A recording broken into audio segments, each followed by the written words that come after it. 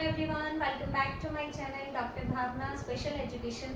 आज मैं सभी डिप्लोमा स्पेशल एजुकेशन के जो स्टूडेंट्स हैं, वेदर वो आईडीडी का कोर्स कर रहे हैं, एचआई का कोर्स कर रहे हैं या फिर वीआई में कोर्स कर रहे हैं, फर्स्ट ईयर के स्टूडेंट्स के मैं प्रीवियस क्वेश्चन पेपर को सॉल्व करूंगी। आपका पेपर नंबर 1 है जिसका नाम है introduction to disability. This is your common paper. Common paper जैसे आप सभी स्टूडेंट जानते भी हैं, मैंने लिखा भी हुआ है कि आईडीडी, वीआई और एचआई सबकी सिलेबस में सेम ही आपका पेपर है और एग्जाम में जो आपका क्वेश्चन पेपर भी पूछा जाता है वो भी सेम है। अब मैंने आपसे बात किया कि प्रीवियस क्वेश्चन पेपर है, तो ये 2023 का आपका क्वेश्चन पेपर है। मैं आप लोगों को इस जो पीडीएफ होगी उसको मैं शेयर भी कर दूंगी इस पेपर की आपको टेलीग्राम चैनल पे। तो सभी स्टूडेंट से क्लास को स्टार्ट करने से पहले मैं सभी से एक रिक्वेस्ट करना चाहती हूँ, बिकॉज आई डोंट नो कि आप कब तक इस क्लास को सुनते हैं, कितनी देर तक सुनते हैं। तो उससे पहले मैं सभी स्टूडेंट से पहले तो रिक्वेस्ट करना चाहूँगी कि प्लीज़ आपके अभी सप्लीमेंट्री एग्जाम की भी डेट आ गई है। जिन बच्चों के सप्लीमेंट्री एग्जाम भी हैं तो वो स्टूडेंट्स भी इस क्लास को ध्यान से अंत तक ज़रूर सुनिएगा।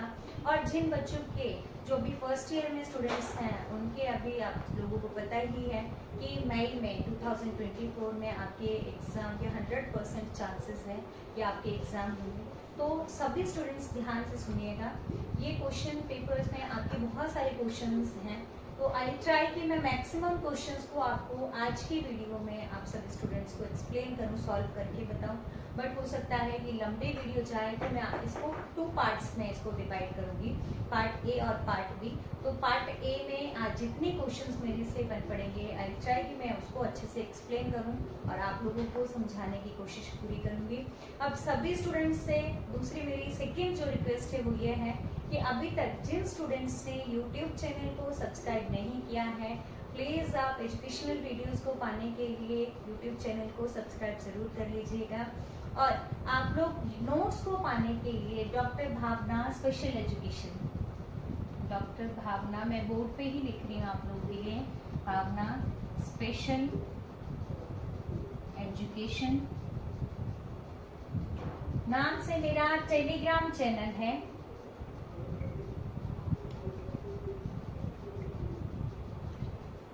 और YouTube चैनल भी मेरा इसी नाम से है, तो प्लीज आप YouTube चैनल को सब्सक्राइब कर लीजिए और आप टेलीग्राम चैनल को आप लोग प्लीज जल्द से जल्द ज्वाइन कर लीजिए, सो दैट आप लोगों को सारे नोट्स आप लोगों के डिप्लोमा, बीएड, एमएड लेवल के उसी पे ही भेजे जा रहे हैं। और आप स्टूडेंट्स की अगर कोई क्वेरी भी है तो आप लोगों को मैंने नंबर भी आपको शेयर करती हूँ, बार बार नोटिफिकेशन में डाला होता है, तो प्लीज़ आप वहाँ से जा करके आप पर्सनली भी कांटेक्ट कर सकते हैं मुझसे। तो अब हम स्टार्ट करते हैं कि जो भी क्वेश्चन पेपर में पूछे गए हैं क्वेश्चन किस तरह से आप लोगों को सॉल्व करने हैं और कौन कौन से क्वेश्चन हैं। जैसे सभी स्टूडेंट्स जानते ही हैं कि 5 मार्क्स आपके 1 मार्क के रहते हैं, यानी कि 5 क्वेश्चन 1 मार्क के रहते हैं, जिसमें आप लोगों को फुल फॉर्म्स पूछी जाती हैं। तो फर्स्ट हमारी जो पार्ट ए अगर हम बात करते हैं, पार्ट ए में आप लोगों को जो फुल फॉर्म पूछी जाती है ICIDH, सब स्टूडेंट्स ने पढ़ी भी होगी ये फुल फॉर्म। तो ये फुल फॉर्म के हम लोग अगर इसके फुल फॉर्म एक्सपेंड करते तो क्या है, international classification of impairment, disabilities and handicap. International classification, अब आई से आप लोग कैसे याद कर सकते हैं इसको, I for international, C for classification and of I again आपका क्या है, इम्पेयरमेंट, डिसेबिलिटी एंड हैंडीकैप। ये आपके 1 मार्क में क्वेश्चन पूछा जाता है, तो इसको प्लीज वेरी वेरी इंपॉर्टेंट है, बार बार आप लोगों को पूछी जाती है ये, तो प्लीज इसको आप लोग फाइनल जरूर करके जाइएगा। अब सेकेंड इसके बाद में पूछी जाती है फुल फॉर्म वो है या पूछी गई है, दैट इज योर ECEC। अब ECEC क्या है आपका, E से मतलब है अर्ली, C से मतलब है चाइल्डहुड एंड अगेन आपका E आ रहा है education and care. Early childhood, education and care. आप सभी स्टूडेंट्स को मैं एक एक करके आप लोगों को, सो दैट आप लोगों को जब फुल फॉर्म को पूछा जाए तो ई से क्या डिनोट हो रहा है, सी से क्या डिनोट हो रहा है, अगेन ई से क्या हो रहा है, इस तरह से आप लोगों को एक एक करके बता रही हूँ, सो दैट आप जब फाइनल पेपर के लिए भी तैयारी करें तो आप लोग इसी तरह से करें।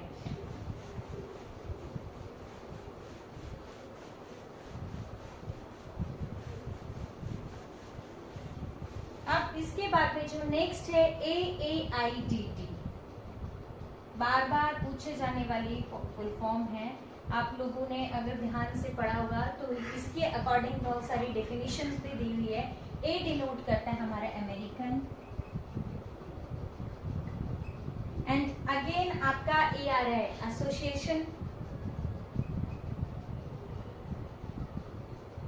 आप इस तरह से लर्न कर सकते हैं। And I is your intellectual,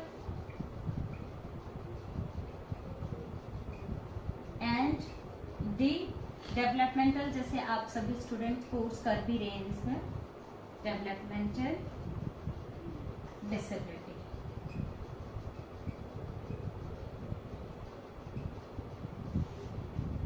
AAIDD। अब इसके बाद में नेक्स्ट जो फुल फॉर्म मैक्सिमम टाइम में आप लोगों को पूछी जाती है, दैट इज योर UNCRPD। आप सभी स्टूडेंट्स के लिए मैंने फुल फॉर्म्स के ऊपर 3-4 वीडियोस बना भी दी है, और आपको मैंने PDF भी टेलीग्राम चैनल पे जितनी भी मैंने आप लोगों को PPTs बनाई है या PDF आप लोगों को मैंने जो भी मैंने क्वेश्चंस आपको दिए हैं वो Telegram channel as well as आपको यूट्यूब चैनल पर एक्सप्लेन कर दिए गए हैं, तो प्लीज आप उनको भी फॉलो कर सकते हैं। UNCRPD की फुल फॉर्म आपको हर बार पूछी जाती है। ये फुल फॉर्म ही नहीं पूछी जाती बल्कि इसके अलावा आपको लेंदी क्वेश्चंस में भी पूछा जाता है कि रोल क्या है UNCRPD का, या कंसेप्ट ऑफ UNCRPD आपको लिखने के लिए आता है।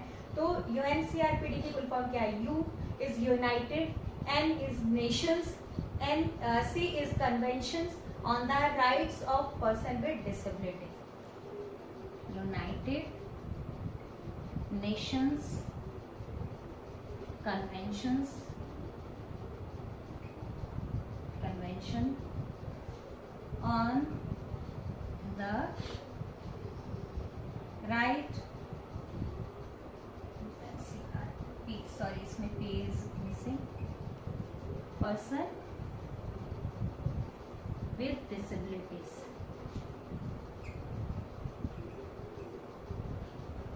ये आपका पूछा भी जाता है कि कब ये लागू हुआ था, तो ये 2008 में ये इम्प्लीमेंट किया गया है।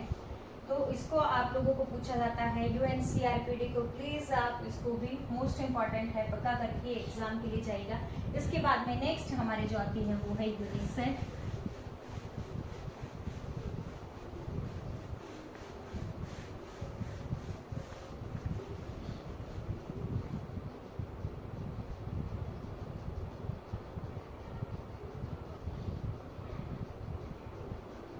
यूनिसेफ की क्या फुल फॉर्म है? U United, N is again nations, I is international, C is children's, फिर इमरजेंसी फंड आता है आपका।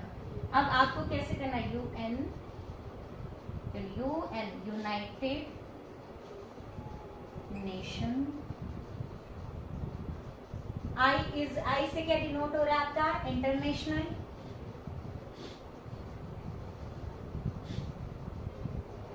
and C is your children's। इस तरह से एक एक करके आप लोग याद रख सकते हैं। E is your emergency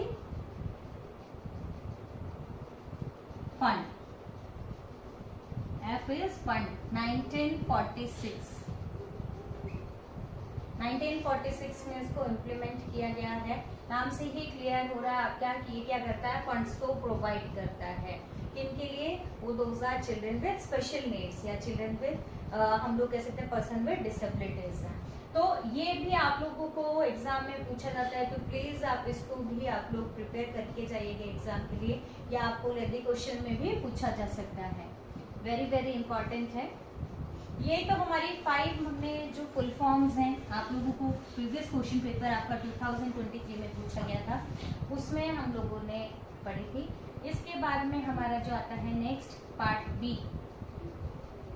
part B में भी आप लोगों को 2 मार्क्स के क्वेश्चंस पूछे जाते हैं, जो आपके 5 क्वेश्चंस रहते हैं, कंपल्सरी रहते हैं। अब इसमें ये जितने भी मैं आप लोगों को आज क्वेश्चंस को आप लोगों को जितने भी सॉल्व करके बताऊंगी, इनको मैंने यूट्यूब पर सिंगल टॉपिक को बहुत डिटेल में भी बताया, तो प्लीज आप वहां पर जाकर के भी टॉपिक्स को क्लियर कर सकते हैं। अब फर्स्ट हमारा पार्ट बी में जो आ रहा है तो वो है benchmark disability. What is benchmark disability? Question आप लोगों को पूछा जा सकता है कि what do you mean bye benchmark disability, या अभी बेंचमार्क दिव्यांगता क्या है? आप सभी स्टूडेंट्स को मैं एक चीज क्लियर कर दूं कि ये आप लोगों को प्रैक्टिकल एग्जाम में भी पूछा जाता है और आप लोगों को क्लियर होना भी बहुत जरूरी है। बेंचमार्क डिसेबिलिटी हम लोग उनको कह सकते हैं जिनको 40% से अधिक की विकलांगता पाई जाती है। मोर देन लिख सकते हैं हम, मोर देन 40% डिसेबिलिटी। 40% से अधिक जिस भी व्यक्ति में विकलांगता पाई जाती है उनको हम लोग बेंचमार्क डिसेबिलिटी कह सकते हैं। अभी हम लोग जो भी आप सभी स्टूडेंट्स ने पढ़ा भी है कि 21 टाइप्स के डिसेबिलिटी, इससे पहले पीडब्ल्यूडी एक्ट के अकॉर्डिंग 7 टाइप्स के डिसेबिलिटी से हम किसी भी पर्सन को डिसेबल ऐसे नहीं कह सकते हैं कि हमें लग रहा है कि उसको थोड़ी सी भी प्रॉब्लम है हम उसको डिसेबल बोल देंगे। नो, डिसेबिलिटी सर्टिफिकेट बनता है। डिसेबिलिटी सर्टिफिकेट तभी बनता है या किसी भी व्यक्ति को हम डिसेबल तभी कह सकते हैं जब उसमें 40% से अधिक की विकलांगता पाई जाती है। यदि 40% से कम की विकलांगता रहती है तो वो बेंचमार्क डिसेबिलिटी के अंतर्गत नहीं आता, यानी कि उसको हम लोग दिव्यांग नहीं कह सकते हैं। सिंपल सी चीज याद रखना कि मोर देन 40% डिसेबिलिटी जिस भी व्यक्ति में पाई जाती है उसको हम लोग क्या कहते हैं? बेंचमार्क डिसेबिलिटी कहते हैं। अब इसके बाद में नेक्स्ट जो हमारा क्वेश्चन आता है कि in which Vedas describe the concept of mental retardation. In which Vedas describe the concept of mental retardation.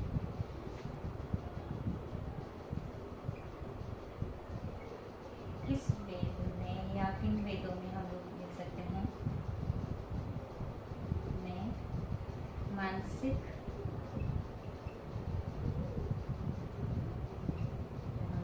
का वर्णन किया? 2 मार्क्स का आपको क्वेश्चन आएगा, तो ट्राई करना कि आप थोड़ा सा एक्सप्लेन भी कर दो, क्योंकि स्टूडेंट्स क्या करते हैं कि 1 वर्ड में लिख दिया या 1 सेंटेंस में लिख दिया तो वो इनफ नहीं होता 2 मार्क्स के लिए। किस वेद में या किन वेदों में हम लोग कह सकते हैं कि मानसिक मंदता का वर्णन किया गया था? अगर हम हिस्ट्री में जाते हैं तो बिफोर 5000 ईरा, 5000 वर्ष पहले जो हमारा रामायण का पीरियड है, दैट टाइम जो हम लोग कह सकते हैं कि उसी टाइम से जो है मानसिक मंदता का कॉन्सेप्ट आया था। अब काफी स्टूडेंट्स को ये भी अभी कई स्टूडेंट्स को कहिए कि मैम अभी भी आप मानसिक मंदता का जो टर्म है उसको ही यूज में ला रहे हैं, तो आप स्टूडेंट्स को बताते हैं कि जो हमारे डिसेबिलिटी मानसिक मंदता है उसके बाद में जो इंटेलेक्चुअल डिसेबिलिटी वर्ड है वो 2016 से आपका यूज में लाना शुरू हुआ था। बिफोर दैट मेंटल रिटार्डेशन के नाम से ही हम लोग कह सकते हैं कि उसी वर्ड को यूज में लाया जाता था। तो इसीलिए पुराने अगर, क्योंकि अभी यहाँ पे वेदास की बात की है तो उस टाइम पे जो टर्म यूज में लाई जाती है वो थी मेंटल रिटार्डेशन। अगर हम लोग वेदा की बात करते हैं तो अथर्ववेद में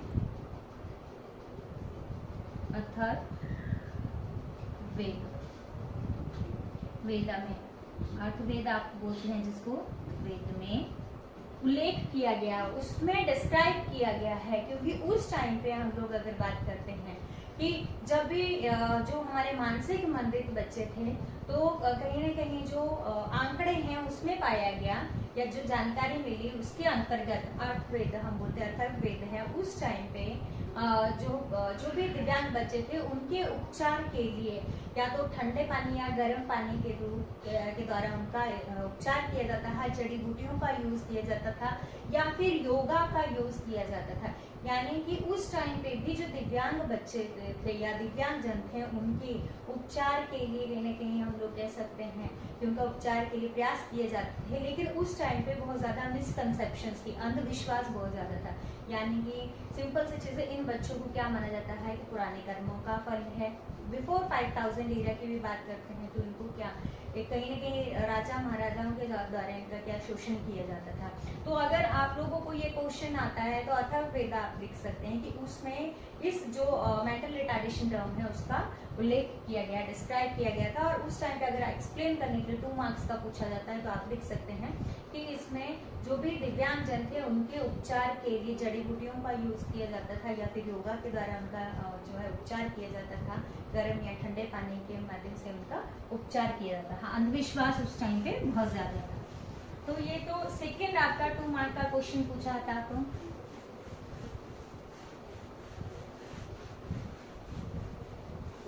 अब इसमें पार्ट बी में अगर हम लोग बात करते हैं कि write down any 3 types of learning disability, write down any 3 types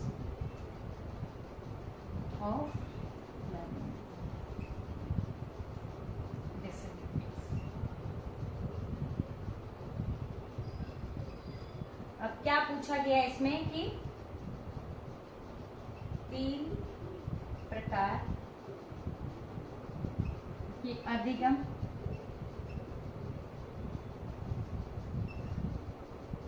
अक्षमताओं को लिखो,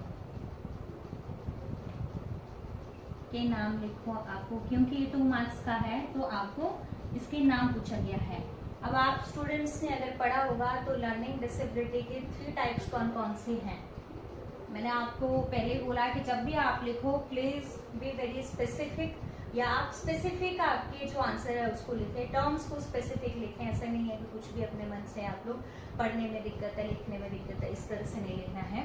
तो आप लोग किस तरह लिख सकते हैं 2 मार्क्स के आपको अगर नंबर लेने हैं। Dysgraphia, dyscalculia and dyslexia. ये है तो आपके 3 टाइप से भी ज्यादा है, या आपको लेंदी क्वेश्चन में भी पूछा जाता है, उसको भी मैं आप लोगों को एक्सप्लेन करके बताऊंगी। आज नहीं तो कल के में जो पार्ट बी होगा उसमें मैं पूरा डिटेल में आप लोगों को बताऊंगी। Dysgraphia is your writing problem, लिखने संबंधी अक्षमता या कठिनाई हम लोग बोल सकते हैं। डिस्कैल्कुलिया गणितीय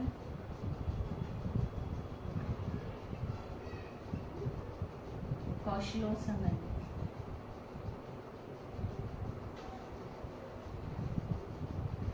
अक्षमता आप लिख सकते हैं। डिसलेक्सिया पढ़ने संबंधी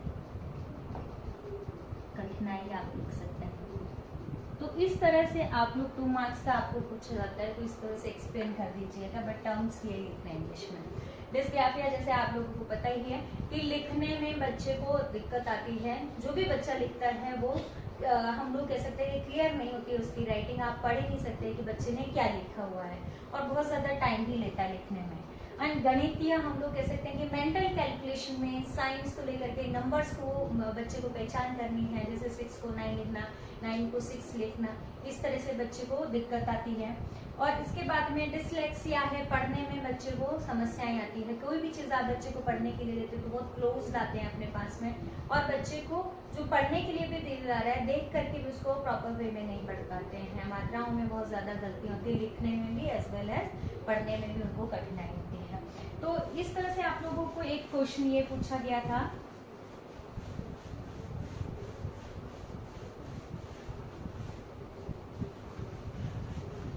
अब इसके बाद में जो नेक्स्ट हमारा क्वेश्चन आता है वो है कि एक्सप्लेन कंसेप्ट ऑफ, या फिर write down the concept of early intervention. Explain भी लिख सकते हैं आप लोग, explain the concept of early intervention.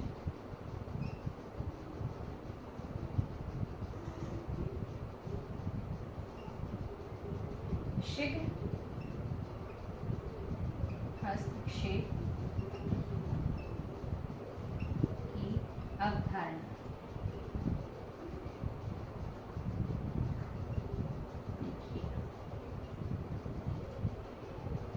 अब आप सभी स्टूडेंट्स को मैं एक चीज क्लियर कर दूं कि आप लोगों को जब ये पूछा जाता है कि शीघ्र हस्तक्षेप हमारा क्या होता है कि कोई भी डिसेबिलिटी है उसको बढ़ने से पहले ही हम लोग क्या करते हैं, रोकने। जो भी हम लोग प्रावधान करते हैं, जो भी हम मैनेजमेंट बच्चे के लिए या उपचार देते हैं, उपचार को हम सिंपल सी चीज है कि हम बच्चे के लिए प्रबंधन को शीघ्र हस्तक्षेप कहते हैं कि अर्ली स्टेज पे हम देंगे। दो टर्म्स यूज में लाई जाती है, एक तो अर्ली आइडेंटिफिकेशन। अर्ली आइडेंटिफिकेशन होता है शीघ्र पहचान, यानी कि हम बच्चे के शीघ्र पहचान करेंगे, यानी कि जब तक बच्चा 6 इयर्स का नहीं होता है उससे पहले ही हम लोग क्या करते हैं, बच्चे में अगर हमें लग रहा है किसी प्रकार की दिव्यांगता है तो हम उसके अर्ली पहचान कर लेंगे और उसके बाद में हम लोग क्या करते हैं, हमारा सेकंड जो आता है वो है अर्ली इंटरवेंशन आता है। शीघ्र हस्तक्षेप। जब पहचान कर लिया, आपको लगा कि आपके बच्चे को स्पीच प्रॉब्लम है, फिजिकल डिसेबिलिटी है, आपने डॉक्टर के पास गए, आप जो भी थेरेपिस्ट है उनके पास गए, उन्होंने असेसमेंट किया और पहचान कर लिया कि आपके बच्चे में वाकई फिजिकल डिसेबिलिटी है, आपके बच्चे में स्पीच प्रॉब्लम है। अब उसके बाद में आप क्या करोगे, शीघ्र हस्तक्षेप भी करोगे। वेट नहीं करना है, ऐसा नहीं होता है कि आप वेट कर रहे हो और जब लेटर ऑन स्टेज पे जाके बहुत ज्यादा देरी हो जाती है। तो हम जब हमें आइडेंटिफाई कर लिया 5 से 6 वर्ष तक बच्चे की पहचान कर ली कि बच्चा दिव्यांग है, उसके बाद हम उसके लिए उपचार भी देते हैं, प्रबंधन करते हैं, हम सर्विसेज को दिलाते हैं बच्चे के लिए, इंटरवेंशन प्रोग्राम, तो उसके माध्यम से बच्चे का उपचार किया जाता है, प्रबंधन किया जाता है। तो वो हमारा क्या आ रहा है, शीघ्र हस्तक्षेप आ रहा है, यानी बच्चे की सब जो भी बच्चे में दिव्यांगता है उसका प्रबंधन करने के लिए जो भी उपचार दिया जाता है उसको सिंपल से चीजें हम लोग शीघ्र हस्तक्षेप कहते हैं। तो ये तो आपको 2 मार्क्स का रहा है, तो इसलिए ज्यादा आप लोगों को बहुत ज्यादा लिखने की जरूरत नहीं है कि टाइप्स क्या है वटेवर, बट आप लोगों को इतना जब आप लोगों को पूछा जाता है तो आप उसको कर सकते हैं। हाँ, इसमें आप लोग कॉन्सेप्ट के साथ में इम्पोर्टेंस भी पूछी जाती है, तो इम्पोर्टेंस को प्लीज आप लोग उसको भी क्लियर करना। अभी जैसे मैंने बोला कि शीघ्र हस्तक्षेप हम बच्चे का करते हैं, तो हम लोग क्या करते हैं, 6 वर्ष से पहले हमने क्या किया, बच्चे की पहचान कर लिया और प्रबंधन दे दिया, उस पीरियड को हम लोग क्रिटिकल पीरियड भी कहते हैं। क्रिटिकल पीरियड पूछा भी जाता है कि क्रिटिकल पीरियड कौन सा है, 0 to 5 या 6 इयर्स का जो पीरियड होता है उसको क्रिटिकल पीरियड कहते हैं, क्योंकि इस पीरियड में बच्चे में हम लोग कह सकते हैं कि मैक्सिमम डेवलपमेंट की जाती है। अब वही आपका शीघ्र हस्तक्षेप में हम लोग बात करें कि शीघ्र हस्तक्षेप की इम्पोर्टेंस क्या है, महत्वता क्या है, या आप लोगों को पूछा जाता है महत्वता। Concept of early intervention and right down its importance, इससे पूछा जाता है, वो पूछा गया है महत्वता क्या है। हम बच्चे का हमने शीघ्र पहचान कर लिया और बच्चे के लिए हस्तक्षेप दे दिया, क्यों जरूरी है, क्योंकि हम लोग, मैंने बोला critical period 0 to 5 to 6 years का होता है, इसमें बच्चे का मैक्सिमम डेवलपमेंट होता है, बच्चे का विकास जो है वो अर्ली एज में मैक्सिमम होता है। अगर हम क्रिटिकल पीरियड इसीलिए माना गया है क्योंकि 80% जो हमारा हम लोग कहते हैं कि विकास है माइंड का, तो वो हमारा ब्रेन का विकास हम लोग देख सकते हैं,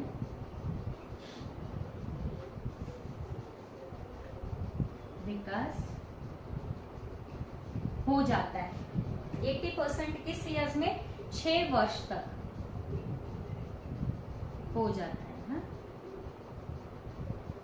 अब हमने शीघ्र हस्तक्षेप क्यों जरूरी है, क्योंकि 80% हो जाता है, तो जितना ज्यादा हम बच्चे को एक्सपोजर देते हैं, जितना ज्यादा हम बच्चे के ऊपर वर्क करते हैं, उतना ही ज्यादा इफेक्टिव भी रहता है, जल्दी बच्चे में सुधार लाया जा सकता है। तो फर्स्ट हमारा क्या कि बच्चे में ज्यादा से ज्यादा मैक्सिमम हम लोग कह सकते हैं कि बच्चे में सुधार लाया जा सकता है, बच्चे में मैक्सिमम डेवलपमेंट किया जा सकता है। अब 80% बोल दिया कि बच्चे में क्या है, क्योंकि बच्चा जो छोटा बच्चा होता है वो कच्चे घड़े के समान होता है, जैसे जिस शेप में हम ढालना चाहें वैसे ही ढल जाता है। से अभी हमने एक तो बोलते कि इम्प्रूवमेंट लाया जा सकता है या बच्चे में ऑलराउंड डेवलपमेंट किया जा सकता है, एंड इसी के साथ ही साथ हम बोलते हैं कि ड्यूल डिसेबिलिटी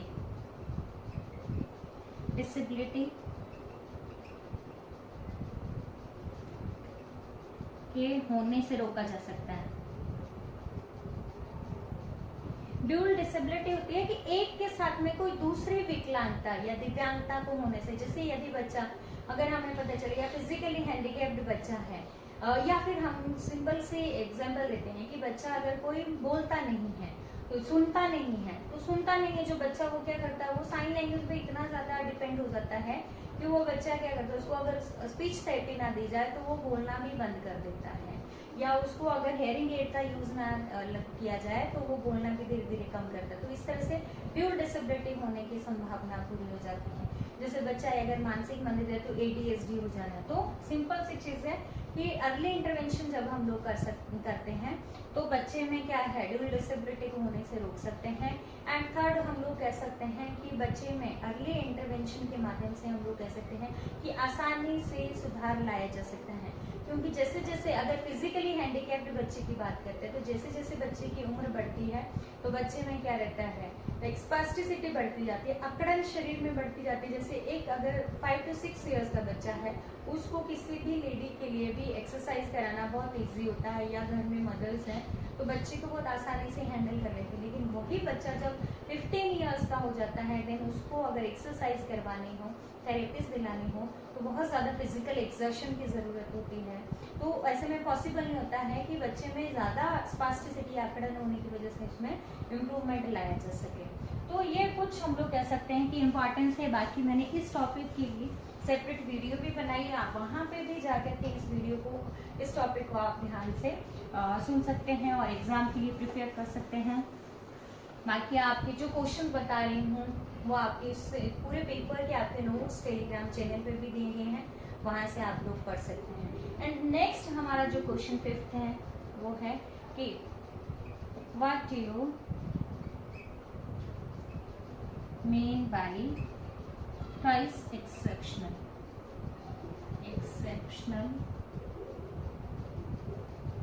चिल्ड्रंस।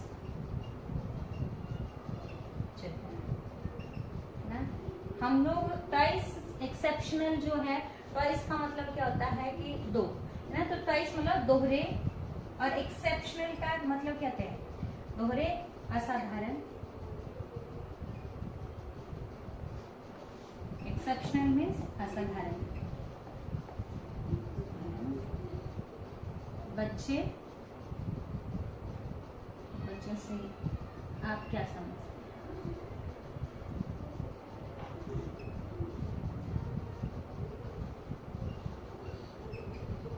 जो मैंने बोला ट्वाइस एक्सेप्शनल है, ट्वाइस एक्सेप्शनल को हम लोग कह सकते हैं 2E के, यानी ट्वाइस E से मतलब एक्सेप्शनल चिल्ड्रंस है।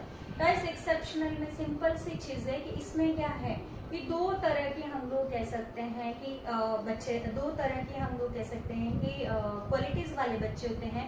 एक तो बच्चा गिफ्टेड चिल्ड्रंस, और उसी गिफ्टेड चिल्ड्रंस के साथ हम लोग कह सकते हैं कि बच्चे का डिसेबिलिटीज का भी होना, यानी प्रतिभाशाली बच्चे में कोई दूसरी डिसेबिलिटी भी होना, उसको हम लोग एक्सेप्शनल चिल्ड्रंस बोलते हैं। ट्वाइस एक्सेप्शनल मतलब बच्चे में क्या है, आपको एक्सप्लेन करना।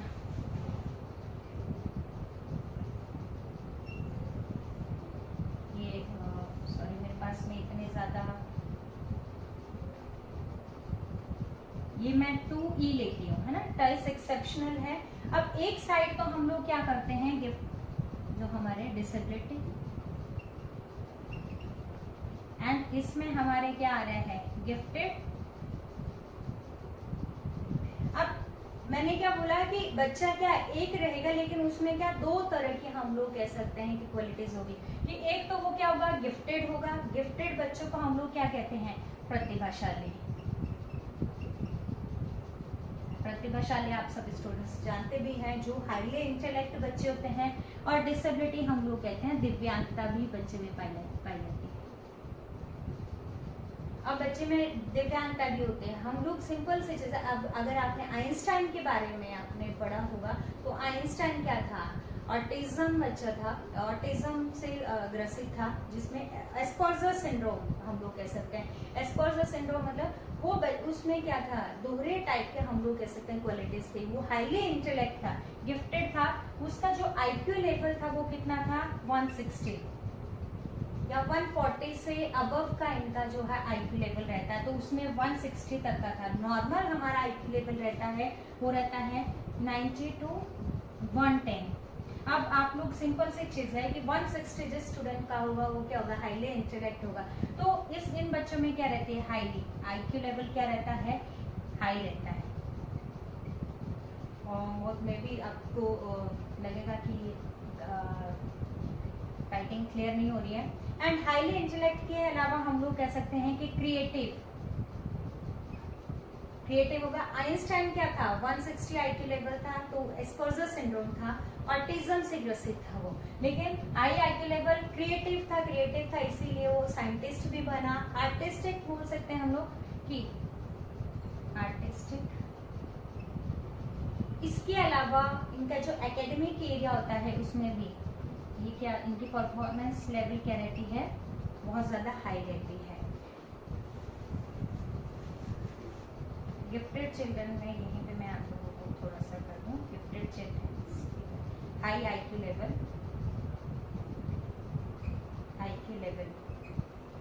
एंड क्रिएटिव, आर्टिस्टिक, स्पेस कम था इसलिए, लेकिन एकेडमिक परफॉर्मेंस भी इनके क्या रहती है, हाई रहती है। अब हम लोग आते हैं डिसेबल या डिसेबिलिटी वाले जो बच्चे होते हैं, वो कौन से हैं, ADHD। ADHD हम लोगों ने पढ़ा भी है, attention deficit hyper activity disorder.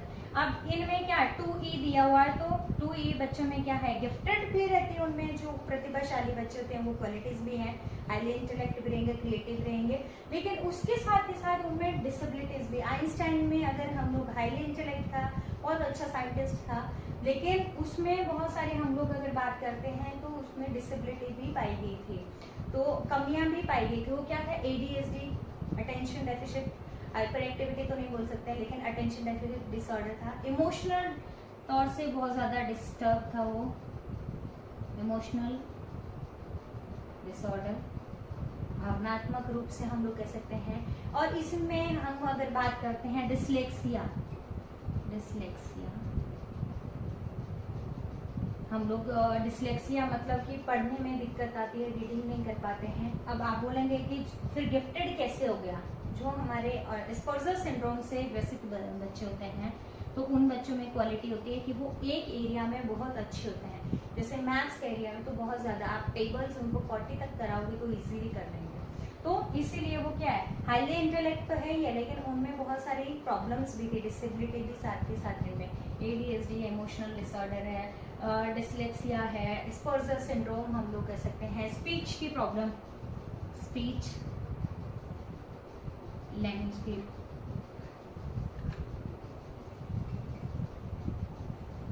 ना वाणी संबंधी भी समस्याएं आइंस्टाइन में भी पाई गई थी। पुअर सोशलाइजेशन, समाजीकरण भी क्या था इनका, पुअर था। तो ये 2E का आपका एग्जाम्पल है, बाकी आप नोट्स में भी पढ़ सकते हैं। आई होप आप लोगों को क्लियर हो भी रहा होगा। 2E again I repeat, twice exceptional, जिसमें डिसेबिलिटी और गिफ्टेड चिल्ड्रंस दोनों की क्वालिटीज रहती है, जो आप लोगों को बताई गई है। सो अब नेक्स्ट क्वेश्चन हम लोग करेंगे पार्ट C।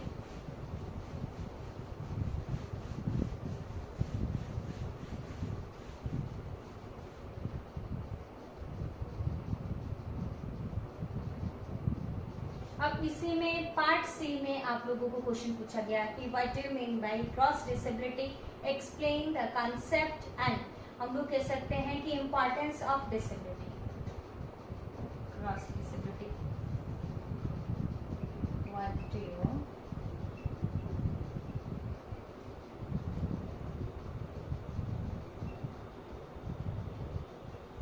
क्रॉस डिसेबिलिटी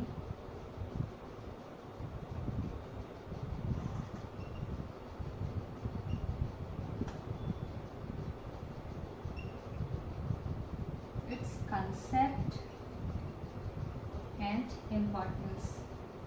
अब ये लेंथी क्वेश्चन में है तो आप लोगों को डिटेल में पूछा जाता है, इन डिटेल में आप लोगों को पूछा जा सकता है। हिंदी और इंग्लिश में दोनों में आप लोगों को दे रहे हैं सो दैट आप लोगों को ये क्लियर हुए। What do you mean by cross disability? Cross disability भी लिख सकते हैं या अक्षमता क्या है, इसकी अवधारणा और महत्वता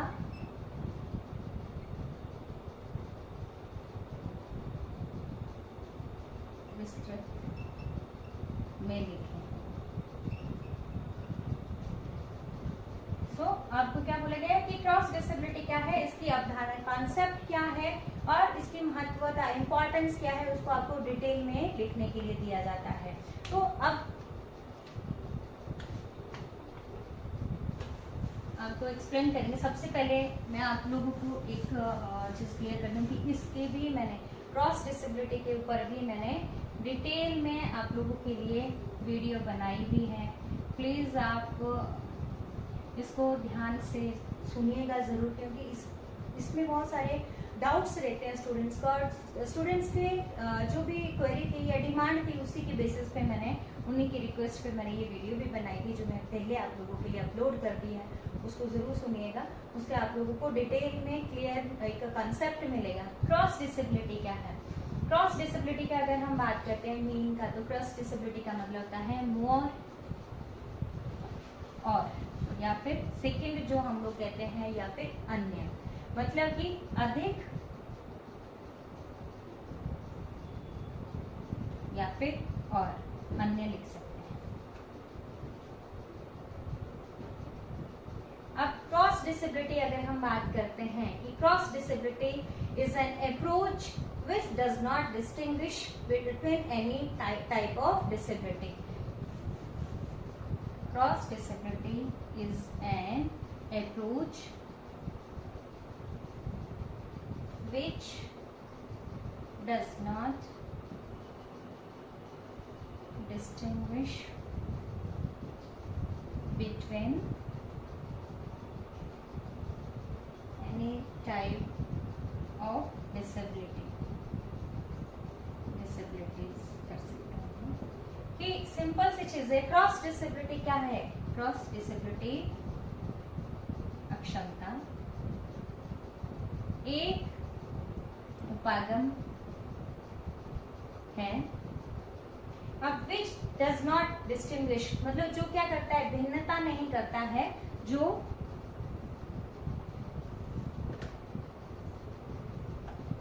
किसी भी प्रकार की दिव्यांगताओं में भिन्नता नहीं करता, अंतर नहीं रखता, हम लोग कह सकते हैं। मतलब ये क्या है, इक्वली सबको ट्रीट करता है, सबके लिए इक्वली हम लोग कह सकते हैं इसमें ट्रीट किया जाता है, सबके लिए इक्वली। चाहे वो डिसेबल बच्चा है, किसी भी प्रकार की डिसेबिलिटी से ग्रसित है, उसके लिए प्लान किया जाता है। प्लान यानी कि योजना तैयार की जाती है जिससे बच्चे में मैक्सिमम जो डेवलपमेंट है वो किया जा सके। क्रॉस डिसेबिलिटी एक उपागम है। ये cross disability is an approach which does not distinguish between any type of disabilities. किसी प्रकार की विकलांगता में ये किसी भी प्रकार से भेद नहीं करता है।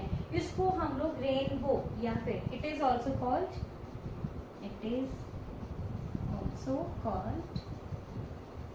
Rainbow RAIN rainbow approach. Rainbow सबको पता ही है कि रेनबो हम लोग इंद्रधनुष को बोलते हैं, 7 रंग वाला, तो इसको रेनबो अप्रोच के नाम से भी जाना जाता है, क्योंकि ये क्या करता है, भेद नहीं करता, सबके लिए इक्वल तौर से ये प्लान करता है। अब ये तो हमने जाना है कि क्रॉस डिसेबिलिटी क्या है, एक या फिर एक से अधिक हम लोग कह सकते हैं, या फिर अन्य, अधिक या फिर अन्य। अब इसके बाद में जो पहले तो पूछा गया कि क्रॉस डिसेबिलिटी का कॉन्सेप्ट क्या है, अब इम्पोर्टेंस की बात की गई है, इम्पोर्टेंस ऑफ क्रॉस डिसेबिलिटी। अब सभी के लिए क्या है अप्रोच है, ये सबके लिए इक्वली प्लान करती है, सो दैट सभी के लिए क्या इक्वल तौर पे सर्विसेज मिले। तो इसकी इम्पोर्टेंस क्या क्या रहती है, सबसे पहले तो जो इसकी इम्पोर्टेंस है दैट इज कि इसके माध्यम से क्या होता है, अर्ली स्क्रीनिंग हम लोग लिख सकते हैं, स्क्रीनिंग एंड आइडेंटिफिकेशन। इसके माध्यम से क्या मिलता है, क्या होता है, जांच, जो भी दिव्यांगजन है उनकी जांच की जाती है, और उसके बाद में आइडेंटिफिकेशन, पहचान, जांच और पहचान की जाती है। एंड सेकेंड है कि जो क्रॉस डिसेबिलिटी है, इसके माध्यम से जो भी दिव्यांगजन है उनको डिफरेंट टाइप्स की सर्विसेज को प्रोवाइड किया जाता है, provides different types of services to CWSN लिख रही हूँ, चिल्ड्रन विद स्पेशल नीड्स। अब कौन कौन सी है, OT, PT, फिर स्पीच थेरेपी हम लोग लिख सकते हैं, स्पेशल एजुकेशन भी लिख सकते हैं, कि it provides different types of, हम लोग कह सकते हैं सर्विसेज, डिफरेंट टाइप्स, भिन्न प्रकार की सेवाएं प्रदान करते हैं। अब कौन कौन सी है, जैसे ऑक्यूपेशनल थेरेपी है, और जो OT है ऑक्यूपेशनल थेरेपी, जो फिजियोथेरेपी है, जो चिल्ड्रन विद स्पेशल नीड्स, जो जिनको फिजिकल डिसेबिलिटी है या फिर क्रॉस मोटर रिलेटेड प्रॉब्लम्स रहती है, उनको फिजियोथेरेपी दी जाती है। स्पीच थेरेपी दी जाती है, जिनको बोलने से संबंधी, या हम लोग वाणी, हम लोग चिकित्सा की बात करते हैं तो स्पीच थेरेपी आती है।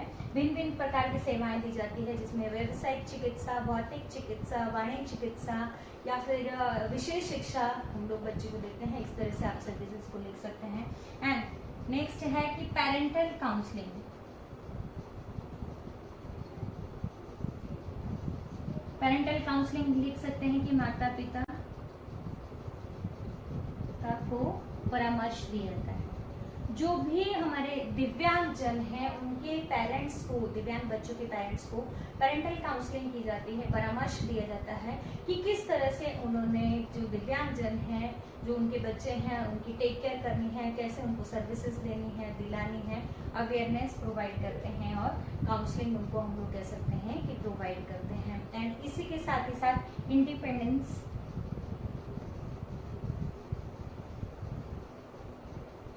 स्वतंत्र बनाते हैं, स्वतंत्र,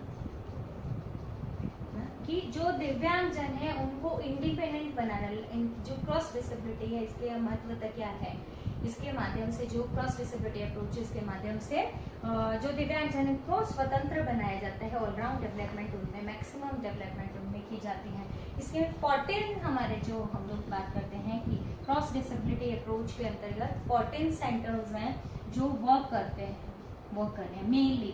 वैसे तो बहुत सारे सेंटर्स हैं, लेकिन मेन जो हम 14 सेंटर्स हैं जो दिव्यांगजनों के लिए काम कर रहे हैं।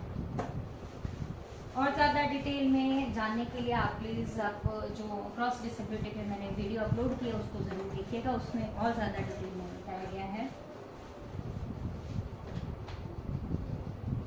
अब इसके बाद में सेकंड क्वेश्चन है जो आप लोगों को लेंथी क्वेश्चन पूछा जाता है कि what do you mean bye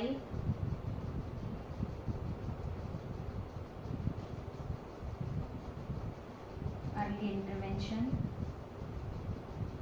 मैंने जैसे आप लोगों को बोला कि ये आप लोगों को छोटे क्वेश्चन 2 मार्क्स में भी पूछा जाता है, एंड एज वेल एज आपको लेंथी क्वेश्चन में भी पूछा जाता है। तो ये 2023 का जो क्वेश्चन पेपर है, दोनों टाइप से आपको पूछा गया है। इसके अर्ली इंटरवेंशन का कंसेप्ट और इम्पोर्टेंस भी पूछी गई है। और सेकेंड, इसी पेपर में आप लोगों को भी what do you mean by early intervention, right down its models या what are, right down its models in detail.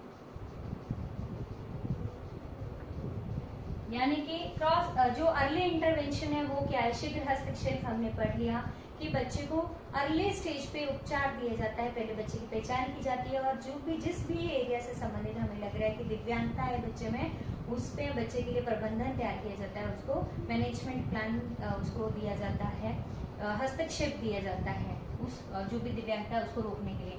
अब इसके मॉडल्स क्या है, mainly there are 3 types of early intervention models.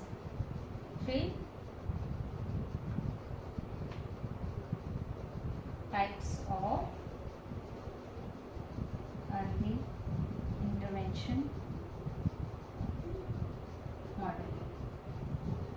3 प्रकार के मॉडल है इसमें। फर्स्ट वन हमारा जो आता है that is home based model. Second हमारा जो आता है सेंटर बेस्ड मॉडल। इस पर भी आप लोगों के लिए डिटेल में वीडियो बनी है, प्लीज उसको आप लोग जरूर सुनिएगा। Mixed type of model. ये 3 हमारे जो मेनली मॉडल्स हैं। फर्स्ट होम बेस्ड है हमारा, तो वो क्या है, गृह आधारित शीघ्र हस्तक्षेप में उसमें हस्तक्षेप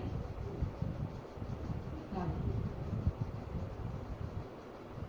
सेकेंड सेंटर केंद्र आधारित मॉडल। मिक्स्ड हम लोग कहते हैं मिश्रित आधारित मॉडल। ये 3 मॉडल्स हैं जिनको आप लोगों को अभी मैं आप लोगों को बहुत ज़्यादा डिटेल में नहीं बताऊंगी because it's already too late. हम लोग बहुत ज़्यादा हमारी लेंथी चली गई है, लंबी हो गई है क्लास। तो होम बेस्ड हमारे जो मॉडल है उसमें क्या, गृह आधारित मतलब जो भी हमारे दिव्यांग जन होते हैं, बच्चे होते हैं, उनको जो सर्विसेज दी जाती है वो घर पर जाकर के जो भी मल्टी डिसिप्लिनरी टीम होते हैं, सभी विषयों की विशेषज्ञ, भले ही ऑक्यूपेशनल थेरेपिस्ट है, फिजियोथेरेपिस्ट है, स्पेशल एजुकेटर है, सोशल वर्कर है, या फिर कोई भी हमें लग रहा है कि जो भी साइकोलॉजिस्ट होते हैं, ये एज ए टीम बच्चे के साथ में काम करते हैं। लेकिन कहाँ पे जाकर के, एट देयर होम, बच्चे के घर में जाकर के बच्चे के लिए क्या है, सर्विसेज को प्रोवाइड किया जाता है। इसके फायदे और नुकसान दोनों ही हैं। फायदे कि बच्चे को आराम से क्या है, घर पे रहते रहते सर्विसेज मिल जाते हैं। लेकिन नुकसान क्या है कि जो टीम है हो सकता है कि रेगुलर बेसिस पे नहीं जा पाए, या जो भी उनकी टूल्स है, डिवाइसेस हैं, TLM है, वो भी बच्चे के लिए पॉसिबल नहीं होता ले जाना। तो उसके फायदे और नुकसान दोनों ही रहते हैं। सेंटर बेस्ड है कि बच्चे के लिए केंद्र में आकर के बच्चे को क्या है, जो भी सर्विसेज को प्रोवाइड किया जाता है, शीघ्र हस्तक्षेप दिया जाता है, वो कहाँ दिया जाता है, बच्चे को सेवाएं केंद्र में आकर के, कि जो पेरेंट्स से बच्चे को केंद्र में लेकर के आते हैं। इसके भी फायदे नुकसान दोनों ही हैं। फायदा क्या है कि सारी टीम आपको क्या है, एक सेंटर में मिल जाएगी, जो भी डिवाइसेस है वो भी अवेलेबल रहेगी। लेकिन पेरेंट्स को जो दिव्यांग बच्चा है, अगर वो 15-16 साल का बच्चा है, फिजिकली हैंडीकैप्ड बच्चा है, तो उसको रोज रोज सेंटर में लेकर के आना पॉसिबल नहीं होता है, तो वो उसका एक नुकसान भी है। And mixed type of model हम लोग अगर बोलते हैं कि अर्ली इंटरवेंशन का थर्ड टाइप है मिश्रित आधारित मॉडल। इसमें centre as well as home based दोनों तरह से ही सर्विसेज को प्रोवाइड किया जाता है। कभी टीम बच्चे के घर में जाती है और कभी अगर जरूरत पड़ती है तो बच्चे को सेंटर में भी बुलाया जाता है। तो ये मिश्रित टाइप का हम लोग कह सकते हैं। डिटेल में आप लोग नोट्स में भी पढ़ सकते हैं। तो आई होप आप लोगों को अभी जितने क्वेश्चंस मैंने आप लोगों को सॉल्व किए हैं आप लोगों को समझ में आ गए हैं। और ज़्यादा आप लोग अगर चाहते हैं कि आप लोगों के लिए एजुकेशनल वीडियोस को या प्रीवियस मॉडल पेपर्स को मैं लेकर के आऊँ, तो प्लीज़ आप कमेंट सेक्शन में जाकर के ज़रूर मुझे कमेंट करके बताएं। And thank you so much, keep watching my video.